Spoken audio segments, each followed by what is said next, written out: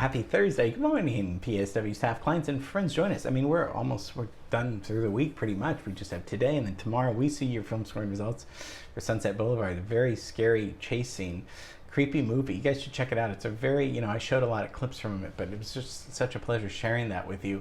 And as we looked earlier at the Beverly Hills Hotel, which is on Sunset Boulevard, even though, and we talked about the movie is not filmed there.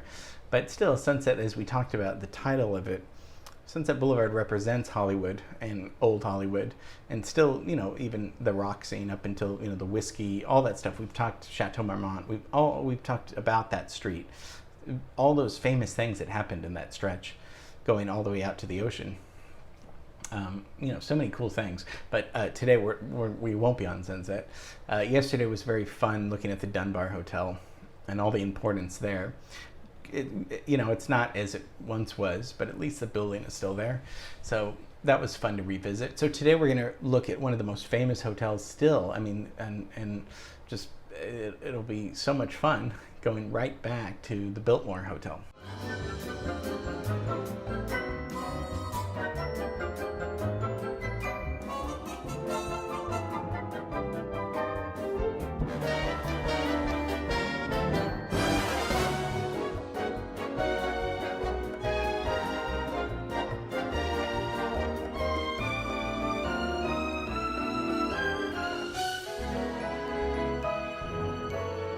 So the Biltmore Hotel opens in 1923, largest hotel west of Chicago at that time. So that's why it was like New Yorkers were like, well, where is there to go, east of, okay, we'll go to Chicago, but nowhere else. But they discovered, well, actually LA opened a huge new hotel that we can, maybe we can go and stay at.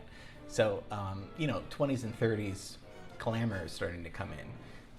Early 1900s, oil, movie companies are starting because of the weather. The weather is good here and the climate's good here, but we don't really get the glamour and opulence until about the 20s, and this is perfect time. So, and downtown is where most of this is all going on.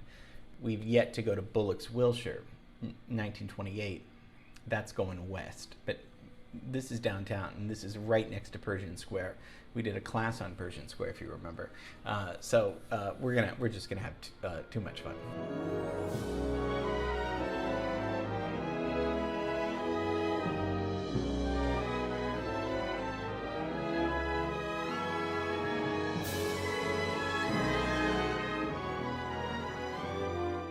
So the name comes from the Vanderbilt family, the Biltmore estate, which is in Asheville, North Carolina, built around 1889 to 1895. You can still tour it there. It's the largest privately owned house in the United States. That's the Biltmore estate. So, and that's still owned by them. But John Bauman, he was the founder of this hotel, and he wanted the best. He had a lot of success with different hotels in Cuba and New York, and he really thought, well, LA is the place to do this great hotel. So it opens in 1923 in October, and over 3,000 people were in attendance for this thing.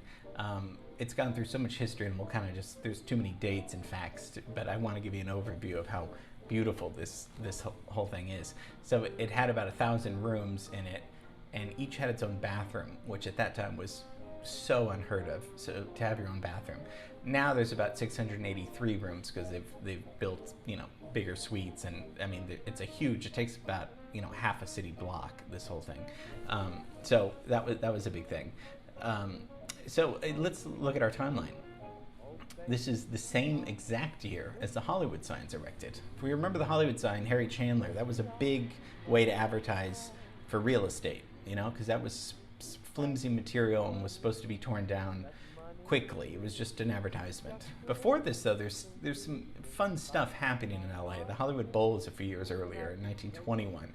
But the Bowl is kind of a random place in Hollywood, field. There's not much there. But that started. Watts Tower, Simon Rodia, he's doing that in 21, the same year as the Bowl, and the Ambassador Hotel. The Ambassador is probably the closest hotel that the Biltmore is very much like. They both did presidential political campaigns, and they both hosted the Academy Awards. So Ambassador is, although that closed, and now it's a school. Biltmore is still there; it's up and running. So this has a happy ending. So Bauman, the guy hires architecture Schultz and Weaver. Well, they did a lot of stuff that was really cool. They did a few in LA that were really cool. They did the Jonathan Club the same year, which is still there, gorgeous building. They did Park La Brea about 10 years later in 1944. But they did some beautiful buildings in New York, the Waldorf in 1931, and then the Park Lane Hotel, which is my mom's favorite hotel in New York, just in case you were wondering. And then they hired John B. Smeraldi. He was hired to decorate and to create these beautiful frescoes and murals and marble fountains and columns, and he really brought elegance to this. Crystal chandeliers, cast bronze stairways and doorways, just fine work. He also worked at the White House, did work at the White House and at the Vatican, so pretty good track record here. So as we're taking a look, I mean, just elegance, right? The chandeliers, the fixtures, the indoor pool. I love that indoor pool. So many great things. So a lot of these things were hand painted in 22 when it was being constructed by Smeraldi, and so there's so much so much thought goes into these things. It's not just let's just put up a building as fast as we can. There's a lot of thought. We did a whole class on prohibition and tunnels in LA, which I hope was not too scary for the kids. But as we know, liquor was outlawed for about 13 years in the United States, which of course doesn't mean nobody was drinking. They were probably drinking even more. Well, that's not true actually. It actually, prohibition did help a lot of, cut down on a lot. But as we talked about, the problem was organized crime came in. So we talked about gangsters in tunnels in LA. So Biltmore was definitely one of the places. The Gold Room acted as a speakeasy. We talked about speakeasies, hidden doors, and there's still a place that you can. The door is still there that connects to a room that has a wooden countertop, and we talked about this just for a little bit, and you can still on the Olives side. So people were hanging out. There's a presidential suite there, and that very spacious, seen by 6 U.S. presidents and royalty, and also people like Bugsy Siegel and Al Capone were guests there. And this is where they had the first meeting about the Academy Awards. Isn't that funny? Like they had to have a meeting before this ridiculous ceremony started. So it was a luncheon in 1927 with Louis B. Mayer to discuss, because what was to discuss plans for actors, because the actor's salary was kind of pretty just standard rate. And then there was conversation, and somebody sketched a design for the Oscar statue at this luncheon. And from this little sketch, the Academy Awards would start at the Roosevelt later. And it was them, and Louis B. Mayer kind of said, well, what more do these actors want? Do they want an award? And yeah, I guess if you give people awards, they show up and they do better work. So that's where it started from. And it hosted several Academy Awards. I mean, Clark Gable, Spencer Tracy, Jimmy Stewart, Gary Cooper, all these great actors, Bette Davis, Joan Fontaine, too many people to name. It was elegance. It was just sheer elegance. 1960, you get the National Democratic Convention, where LA chose John F. Kennedy for the presidential nominee. Scared to think that his brother would be assassinated just a few miles west of there, about 7-8 years later, 1968. And then we did a whole class on the Beatles in Los Angeles, and we talked about how there was so much media around the Beatles coming to America for the first time that they had to land on the roof of the Biltmore.